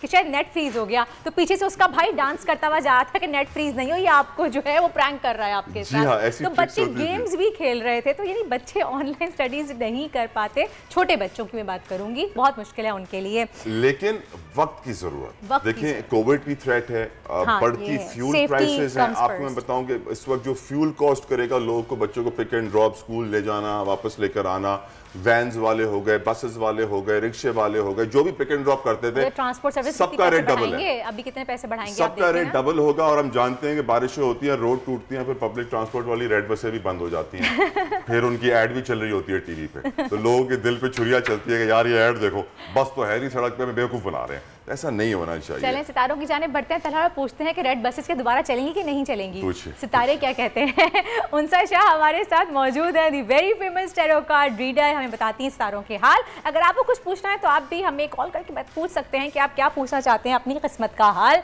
तो फिलहाल बात करते हैं उनसा से। हेलो उनसा, अस्सलाम वालेकुम एंड ईद मुबारक। वालेकुम अस्सलाम, आप सबको भी ईद मुबारक और good morning. Good morning to you too. कैसी गुजर रही है आपकी ईद? मुझे लग रहा है आपकी मॉर्निंग अभी अभी हुई है उनसा। हाँ बिल्कुल, अभी अभी हुई है मॉर्निंग, तो अभी अभी हुई है और तक बच्चों की तो वो अर्ली मॉर्निंग तो हो नहीं रही है, तो अभी अभी 10-11 बजे मॉर्निंग होती है। बाकी ईद अल्हम्दुलिल्लाह बहुत ज़बरदस्त अच्छी गुजरी, लेकिन जाहिर है वो बारिश की वजह से जो है वो आना जाना बहुत कम था। जो दावतें हो रही वो ज़रा कमी हो गई उसमें। हम लोग वहाँ DHA में रहते हैं, तो वहाँ पे बहुत ज़्यादा पानी जमा था हमारे घर के आगे, तो मुश्किलात तो जाहिर है नहीं। लेकिन मैंने आपकी पिक्चर्स देखी हैं ईद की, आप माशाल्लाह बहुत बहुत गॉर्जियस लग रही थी और आपका ड्रेस भी बहुत प्यारा था। अपने गार्डन में घर के आपने खड़े होकर तस्वीरें खिंचवाई थी, मैंने देखी थी आपकी तस्वीरें। खैर उनसे बताइएगा कि बारिशों का जी कुछ कह रही हैं उनसा? जी बारिशों का देखिए मैं देखती हूँ कांच में। हाँ, क्योंकि अभी लेकिन फिर भी आपको वर्दा एक बात बता दूं आपको, जितना भी पानी हो खवातीन पार्लर पहुंच जाती हैं फिर भी ना ईद पे तैयार होने के लिए। ब्लो ड्राई भी होता है, सब कुछ होता है, मैनी पैडी सब कुछ। ईद से एक दिन पहले पानी भी आ जाए तब भी पार्लर पहुंचना मुश्किल नहीं होता खवातीन के लिए। इसकी क्या वजह है उनसा? तलहा बिल्कुल सही कह रहे हैं। और इस दफा जो है वो मेहंदी जो है, अब देख रहे होंगे, मैंने ना इतनी सख्त बारिश में लगवाई थी, इतनी बारिश हो रही थी, हम लोग वो अम्ब्रेला भी लिया हुआ था हमने सर पे, वो चादर भी लेकर और सैलून पहुंच गए कि भाई मेहंदी तो जरूरी लगती है। मेहंदी के बगैर ईद कहाँ होती है उनसा? जी बिल्कुल ऐसे ही है। अच्छा बारिश के काफ़ी चांसेस हैं। कार्ड्स आप देख सकते हैं, द टेम्परेंस का कार्ड है, 10 ऑफ पेंटिकल्स का कार्ड है, 8 ऑफ वॉन्ड्स का कार्ड है, लेकिन मुझे लगता है थोड़ी सी बैलेंस होती हुई नज़र आ रही है। शायद अभी जो हुई है लास्ट बारिश उससे थोड़ी सी बेहतर होगी।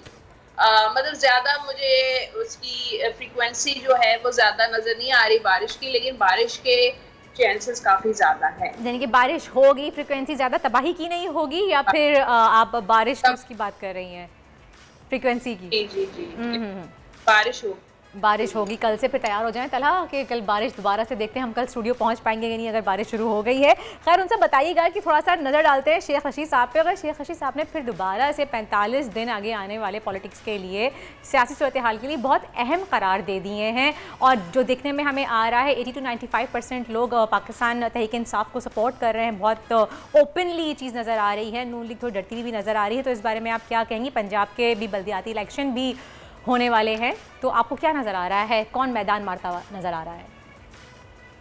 देखिए अब फिर मैं ये कहूंगी कि जब भी PTI की बात होती है मेरे पास हमेशा क्वीन और किंग के कार्ड आते हैं, और आज फर्स्ट कार्ड ही क्वीन का कार्ड है, क्वीन ऑफ पेंटिकल्स का कार्ड है, द हर्मिट का कार्ड है, एस ऑफ वॉन्ड्स का कार्ड है, और ये लोग बहुत एक्साइटेड हैं। स्टेबिलिटी नजर आ रही है PTI वालों की, उनको बहुत ज्यादा ओवर कॉन्फिडेंट भी हैं, और उनको मालूम है कि पब्लिक जो है उनके साथ है।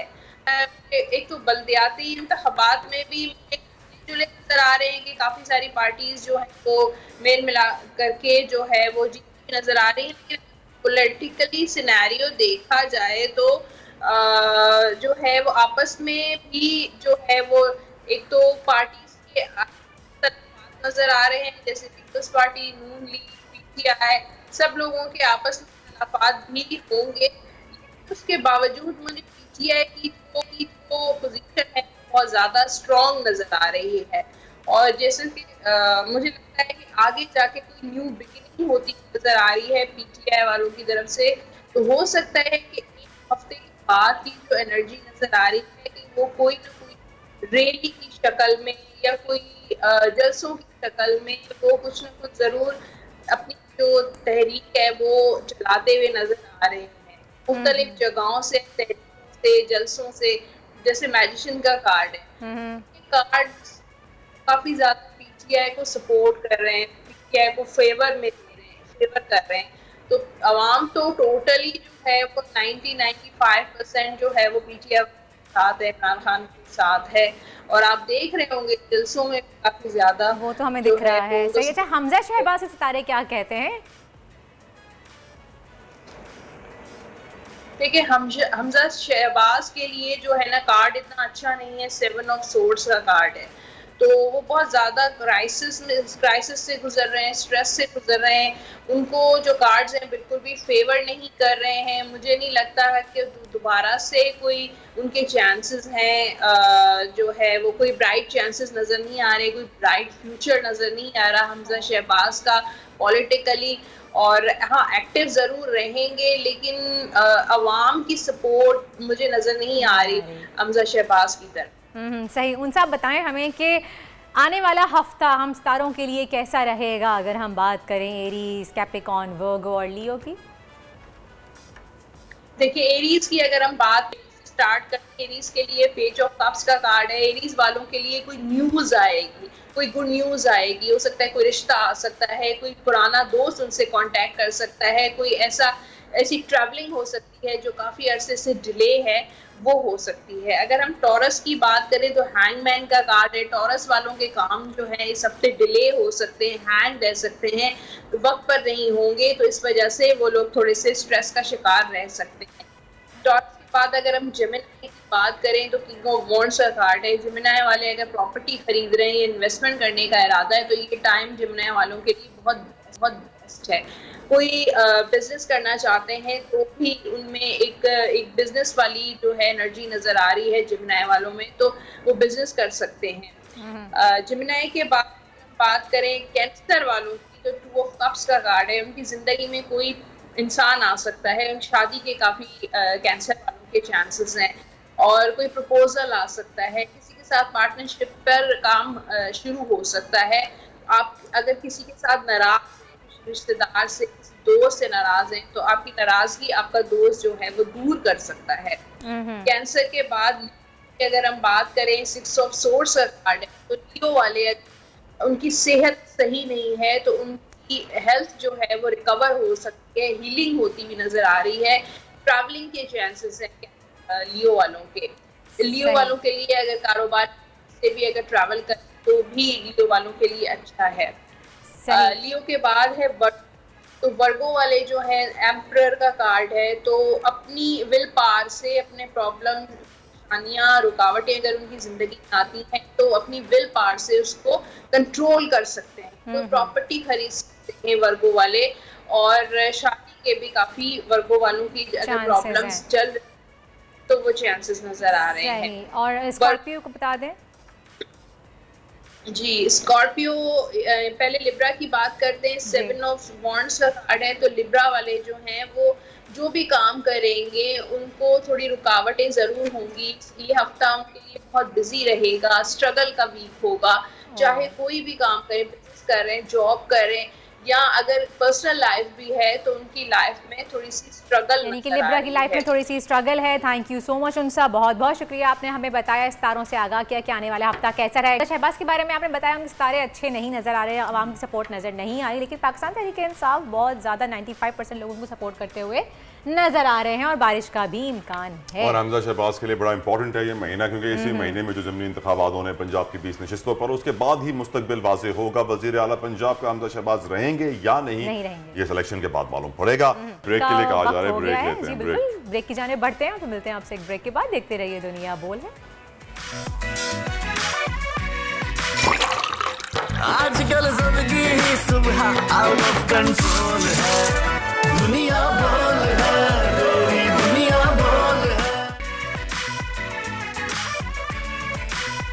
वेलकम बैक टू दुनिया बोल है। हमें स्टूडियो में बेहतरीन सिंगर ने भी ज्वाइन किया, लेकिन इस ब्रेक के दौरान जो ब्रेकिंग न्यूज़ हमारी स्क्रीन पे चल रही थी उसने मुझे बड़ा अचंभे में डाल दिया है, हैरान और परेशान कर दिया है कि एक सबसे बड़ा अस्पताल कराची का NICBD national institute of cardiovascular diseases, वहाँ पे जो दिल के अमराज होते हैं, जो हार्ट अटैक्स होते हैं, जो बाईपास वाले पेशेंट्स होते हैं, बड़ी तादाद में आते हैं, क्योंकि हम ये समझते थे कि उस समय गवर्नमेंट है तो अब बेहतर होगा। और दूसरा वहाँ पे हम जानते हैं कि बड़े बड़े लोग काम करते हैं NICBD में, जिनका नाम हमने देखा भी बोल की स्क्रीन पे, नदीम कमर साहब, नवीद कमर पीपल्स पार्टी के बड़े मशहूर हैं और बहुत बड़े ख़ानदान कमरुज़्ज़मा शाह के बेटे हैं। उनके भाई हैं नदीम कमर साहब जो कि NICBD को हेड कर रहे हैं। उनके ऊपर पहले भी बड़े केसेस आए थे कि इनकी तनख्वाह कोई 62 लाख रुपए की थी, लेकिन इस वक्त जो खबर आई कि 1 अरब से ऊपर के स्टंट्स गायब हो गए। 45 करोड़ रुपए की अद्वियात खरीदी गई बिना रूल्स को फॉलो किए, यकीनन हैरत अंगेज। और इससे मालूम पड़ता है कि हमारे मुल्क में हेल्थ और सेहत के शोबे,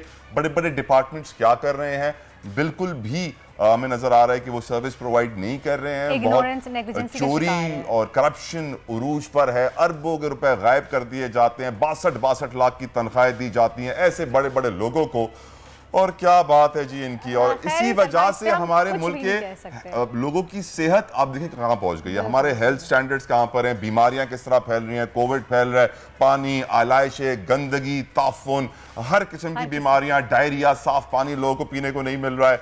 यकीनन ये वो वजूहात हैं, क्योंकि जब आपकी बॉडी हेल्दी नहीं होगी ना वर्दा, तो दिमाग भी हेल्दी नहीं होगा, ज़हनी डिसऑर्डर्स क्रिएट हो जाएंगे। फिर आपको नजर आएगी क्या खबरें आ रही हैं, वो जी बच्ची के गर्दन पे छुरी फेर दी गई, वो जी 7 साल का नौकर था घर पे, उसको इतना मारा कि वो मर गया क्योंकि वो फ्रिज से खाना चुरा रहा था। ये वो मेंटल डिसऑर्डर्स हमारी सोसाइटी में क्रिएट हो गए हैं, जिनको आने वाले अपने प्रोग्राम्स में जरूर रिलेट करेंगे, इनके ऊपर डिस्कशंस करेंगे, इन पर इशूज उठाएंगे। क्योंकि अगर हमने ये जहनी अमराज का इलाज नहीं किया तो जिस्मानी अमराज भी कभी सही नहीं होंगे और हमेशा पूरी जिंदगी ऐसे दलदल में, गंदगी में, गलाजत में, बीमारियों में फंसे रहेंगे। बीमारी से याद आया, तलहा ईद उल अजहा का त्यौहार हो और आपको पता है लजीज पकवान तो ईद उल अजहा की जान होती है। गोश्त खा खा के अपने पेट को जो है ना जानवरों का घर बना दो। मैं आपको बता दूं सल्लल्लाहु ताला अलैहि वसल्लम आका दो जहां रहमतुल लिल आलमीन ने हमें बताया कि अपने पेट को जानवरों का घर ना बनाओ, खुदारा सब्जी और फ्रूट का ज्यादा से ज्यादा इस्तेमाल करें। लेकिन हमारे यहाँ होता ये है कि जब ईद होती है और ईद कुर्बान स्पेशली होती है, सबसे ज्यादा हम गोश्त खोर बन जाते हैं। गोश्त के अलावा घर में होता नहीं है, नाश्ते में गोश्त, दोपहर खाने में गोश्त, लंच में गोश्त, स्नैक्स में भी आपको गोश्त ही मिलता है क्योंकि कबाब खाने को मिलता है आपको। जिसकी वजह से होता ये है, सूरत हाल कुछ यूँ होती है कि सबको हॉस्पिटल्स का रुख करना पड़ जाता है। लेकिन बरदा मुझे वो लोग बहुत मुझे बुरे लगते हैं, अल्लाह ताला उनको हिदायत दे, मैं उनके लिए दुआ गो हूँ, जो खास बकरा ईद पे नया डीप फ्रीजर खरीदते हैं कि ओ जी मैंने 3 जानवर लिया ना, 6 महीनों का गोश्त फ्रीज करना है। आप 6 महीने की बात करें, मैंने साल भर लोगों को देखा है कुर्बानी का गोश्त खाते हुए। Just imagine. अच्छा देखिए, जो साहिब हैसियत नहीं है अगर वो रखते हैं मुझे कोई एतराज नहीं है, लेकिन जो साहिब हैसियत हैं, जो खास बकरा ईद पे 1.5-2 लाख रुपए का डीप फ्रीजर सिर्फ खरीदते हैं कि मैं गोश्त फ्रीज करूं, उनको अल्लाह हिदायत दे। मैं यही कह सकता हूं, क्योंकि मेरे दिल से उनके लिए अच्छे अल्फाज नहीं निकल रहे हैं जो अपनी जबान पे लाना नहीं चाह रहा। अगर आ जाएंगे तो आप सब मुझसे नाराज हम दुआ गो हैं उनके लिए। लेकिन ये जो सूरत हाल हम देखने में आ रही है हॉस्पिटल में, डॉक्टर सदफ अकबर हमारे साथ मौजूद हैं। Doctor Sadaf Akbar health expert है, उनसे हम बात करेंगे और पूछेंगे कि ऐसा क्यों होता है कि जब भी बकरा ईद आती है तो ईद के दूसरे या तीसरे दिन हॉस्पिटल्स में इमरजेंसी लग जाती है फूड पॉइजनिंग और गैस्ट्रो को लेके। जी सदफ बताइएगा। जी बिल्कुल, देखें अभी आप लोग बिल्कुल जो है सही बात कर रहे थे कि हम लोग ईद कुर्बान के मौके पर अपने मैदे को, अपने जिस्म को जो है बिल्कुल एक जो है गोश्त का घर बना देते हैं, जो हमारे लिए स्पेशली उन लोगों के लिए जो ऑलरेडी हाई ब्लड प्रेशर के जो है मरीज होते हैं, यूरिक एसिड के में जो मुब्तला लोग होते हैं, या जो डिफरेंट कार्डियोवैस्कुलर डिजीज के जो लोग होते हैं, उनके लिए ये बहुत ही ज्यादा जो है खतरनाक बात साबित होती है। और फिर जब उनको जो है इसमें क्योंकि देखें जो हमारे पास इसमें जो ये एक रेड मीट होता है, इसमें जो है चर्बी, कोलेस्ट्रॉल की एक बहुत बड़ी मिकदार मौजूद है। हम इसका बहुत ज्यादा ओवर ईटिंग कर लेते हैं, बहुत ज्यादा इसको हम एक साथ जब इस्तेमाल जो है जब हम इसको कर लेते हैं तो फिर हम जो है इसमें मुख्तलिफ जो हम दिल के अमराज में भी जो है मुब्तला हो जाते हैं। और फिर बहुत ज्यादा जो है मुझे यहाँ पे ये बताइए, इमरजेंसी में जो है फिर एडमिट होना पड़ जाता है। सही। सर मुझे ये बताइएगा कि अक्सर ऐसा होता है कि पहले तो फ्रेश गोश्त होता है, फर्स्ट डे सेकंड डे आप खा लेते हैं, गोश्त की बनी हुई सब चीज़ें सभी खा रहे होते हैं, लेकिन फिर ऐसा क्या होता है कि अचानक से आपको एकदम से फूड पॉइजनिंग हो जाती है और आपको हॉस्पिटल का रुख करना पड़ता है, आपको वॉमिटिंग, मोशंस, डायरिया ये सब हो जाता है। तो क्या ये गोश्त तो ज़्यादा खाने से हो जाता है या गोश्त बहुत ज़्यादा देर तक आप बाहर रख देते हैं क्योंकि कुर्बानी का गोश्त सिमटते ही टाइम लग जाता है, तो क्या ये वो वजह होती है या इसके अलावा एक जनरल इशू है? देखिए, इसमें सबसे जो मेन वजह होती है वो होती है आपकी ओवर ईटिंग, कि हम लोग जो है इसमें बिना गैप के बहुत ज्यादा जो है सिर्फ और सिर्फ गोश्त का इस्तेमाल कर रहे होते हैं। ना ही हम ईद वाले दिन ना ही हम किसी फ्रूट्स का, वेजिटेबल्स का, हम किसी भी चीज का इस्तेमाल नहीं करते हैं। तो जब हम बहुत ज्यादा मुख्तलिफ उसमें जो है हम जब खाना खा रहे होते हैं, क्योंकि देखिए बेसिकली 2 खानों के बीच में कम से कम 5 से 6 घंटों का जो है वक्फा लाजिम होना चाहिए। डॉक्टर साहब मुझे ये बताएं, डॉक्टर साहब सॉरी टू इंटरप्ट, डॉक्टर साहब मुझे ये बताएं, लोगों को ये एहसास कैसे दिलाएं कि ये पेट उनका अपना है, ये मैदा उनका अपना है? मुझे बज़ाहिर लगता यह है कि ये एहसास दिलाने के लिए हमने ऐसे अस्पताल रखे हुए हैं जो बड़े बड़े बिल बनाएंगे और जब वो बिल को देखेंगे तो उनको लगेगा कि हाँ यार ये पैसे तो अपने जा रहे हैं, लगता है अपने पेट को ही सही करना पड़ेगा। क्योंकि अभी हम खबर भी चला रहे थे कि NICVD में 1 अरब के स्टंट्स गायब हो गए, 45 करोड़ की अद्वियात बिना टेंडर के खरीदी गई। तो उससे वाज़ेह यही हो रहा है कि अस्पतालों को हमने इसलिए रखा हुआ है कि लोगों को एहसास दिलाएं कि जिस्म का ख्याल रखें, नहीं तो हम खाल उतार देंगे। बिल्कुल, देखिए इसमें जो है ना सबसे बड़ी लोगों को खुद थोड़ी सी जो है सोच समझ से काम लेना चाहिए कि ईद कुर्बा में जो है वो बेशक ये वाली ईद जो है गोश्त की ईद होती है, लेकिन इसमें जो है अब जो है इसके साथ मीट के साथ वेजिटेबल्स और फ्रूट्स का भी लाजमी इस्तेमाल करें और सबसे बढ़कर जो है पानी का ज़्यादा से ज़्यादा इस्तेमाल करें। हम जब सिर्फ और सिर्फ गोश्त पर हम जो डिपेंडेंट हो जाते हैं तो उसके बाद लोगों को जो है फूड पॉइजन की भी कैसेट हो जाती है। और फिर देखिए इसमें सबसे मेन चीज ये होती है कि हम इसमें बहुत ज्यादा रोगनी और एकदम मिर्च मसाले वाले जो है खानों का इस्तेमाल हम जो है एक बिल्कुल रूटीन में आते हैं। डॉक्टर साहब, पीने का साफ पानी भी तो सबको मुयसर नहीं है, गंदा पानी पीने की वजह से पेट के कितने अमराज फैल रहे हैं। Thank you so very much doctor साहब, you give us your precious time. बारिशों की भी एक बहुत बड़ी वजह है तलहा की, जिसकी वजह से पेट खराब हो रहे हैं और फिर पानी मिल जाता है और फिर आप रोगन वाले सालन खाएं, आपके तरी कहते हैं ना, तो 2 फीट तक, 2 उंगल तक आपकी तरी ना हो पोरमों तक, तो मजा नहीं आता कोरमे और निहारी खाने में। तो ये भी एक वजूहातों में शामिल बात हो रही है कोरमे निहारी की, तो फिर वर्दा से ज्यादा और कौन जान सकता है, क्योंकि हम इनके हाथ को देख के बता रहे हैं कि इन्होंने बड़े कोरमे और निहारी बना के लोगों को खिलाए, लेकिन अगले काफी दिनों तक वो नहीं खिला पाएंगे। लेकिन अब आपको मिलवाते हैं एक खूबसूरत आवाज से, गुलकार, फनकार, शाहकार हमारे स्टूडियो में इस वक्त मौजूद हैं। वर्दा, आप बताएंगे वो कौन है? जी, लेकिन मजे की बात ये है कि बाय प्रोफेशन ये एक इंश्योरेंस कंपनी में जॉब करते हैं, लेकिन टैलेंट है इनका सिंगिंग और इनका पैशन भी है सिंगिंग। तो इनकी आवाज़ भी आपको सुनवाते हैं, मिलवाते हैं आपको वासिफ फारूकी से। अस्सलाम वालेकुम वासिफ, वेलकम टू दुनिया बोल है। और गाने का शौक कैसे पड़ा, कौन है आपका उस्ताद और कौन से जॉनरा को आप फॉलो करते हैं? बेसिकली मैं तो क्लासिकल ही गाता हूँ, सेमी क्लासिकल, बचपन से गा रहा हूँ, अपने फादर से मैंने सीखा। तो क्लासिकल सिंगर आते हैं तो हारमोनियम लाते हैं, तो गिटार लाए हैं? ये हारमोनियम, तबला, गिटार सब बजाते हैं। सब बजाते हैं और उन्होंने सीखा हुआ है ये अपने फादर से। मैंने फादर से सीखा है। तो जिंदगी में कोई और काम आपने फिर इंश्योरेंस कंपनी में कैसे टाइम देते हैं आप? नहीं, पार्ट टाइम जॉब भी रखनी साथ साथ, और किचन भी चलाना है, जाहिर बात है। बिल्कुल, हमारे टैलेंट से तो कोई कमा सकता नहीं है, कमा सकता, धक्के खाने पड़ते हैं रोजी रोटी के लिए, फिर टैलेंट अपना जो है वो अपने पास ही रखें। अल्लाह रहम फरमाए हमारे मुल्क के टैलेंट के ऊपर। क्या गाते हैं, कुछ सुनाए जरा, एक टेस्टर तो दें हमें। बिल्कुल, मालूम तो पड़े कि आप गिटार लेकर आए हैं, उसमें आप कौन सी धुनें बजाने वाले हैं, क्या सुनाएंगे? मैं आपको अपने दादा का ही सुनाता हूँ, अकेले न जाना हमें छोड़कर। ये आपके दादा है? जी, उन्हीं का है, वहीद मुराद के ऊपर है और अहमद रशीद ने कहा है मेरे दादा से। कितनी हमारी बदनसीबी है कि इतने बड़े बड़े ट्रैक्स पाकिस्तान के जो दुनिया भर के सिंगर्स गाते हैं, हमें नहीं मालूम होता किसने गाए। Very sad. चले जी सुनाइए, बिस्मिल्लाह।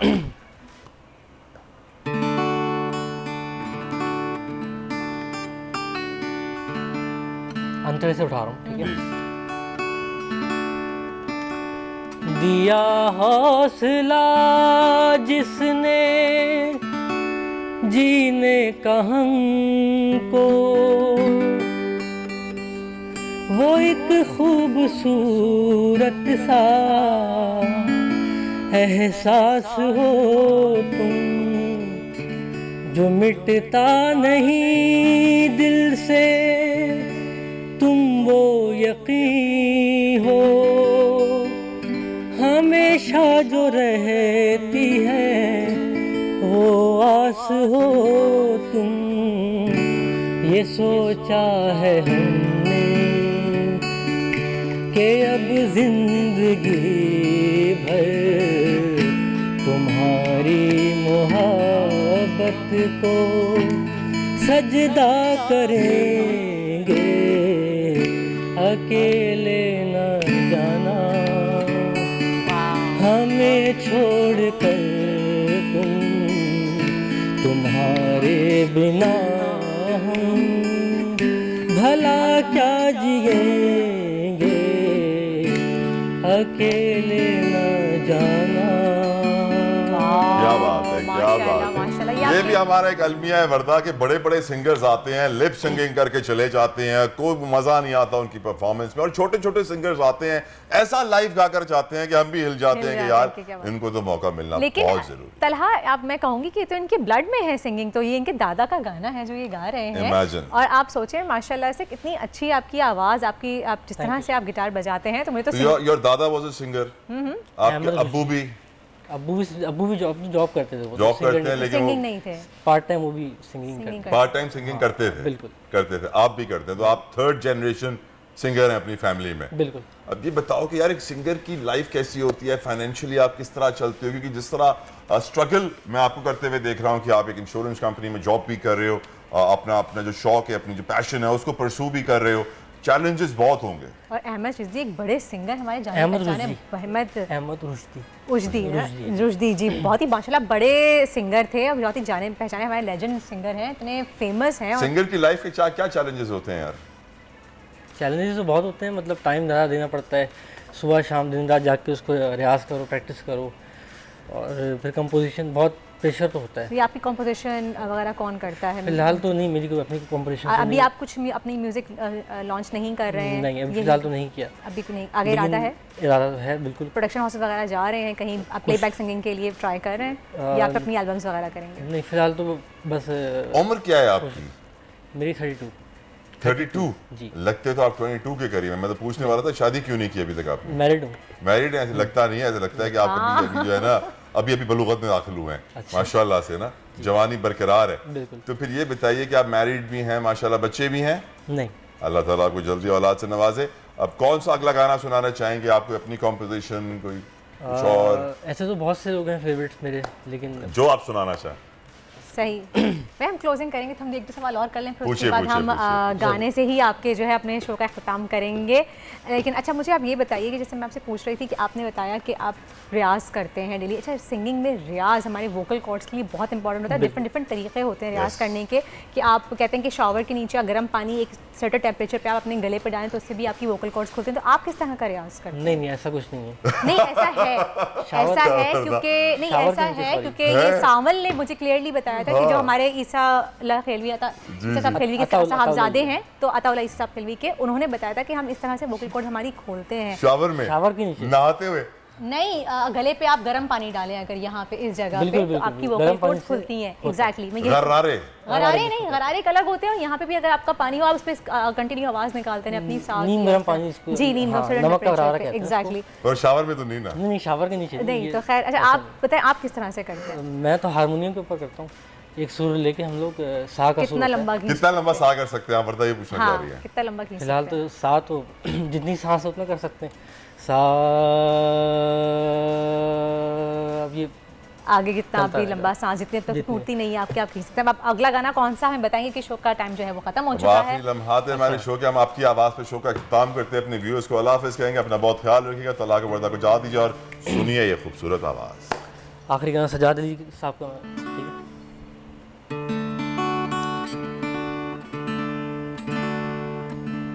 जैना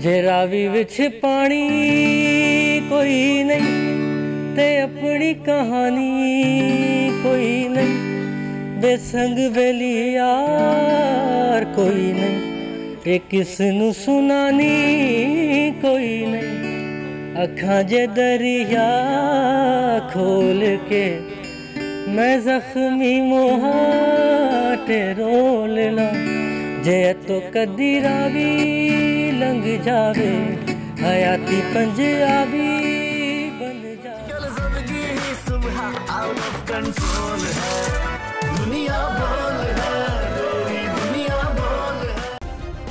सब्सक्राइब करें और बेल दबाएं ताकि कोई खबर रह न जाए।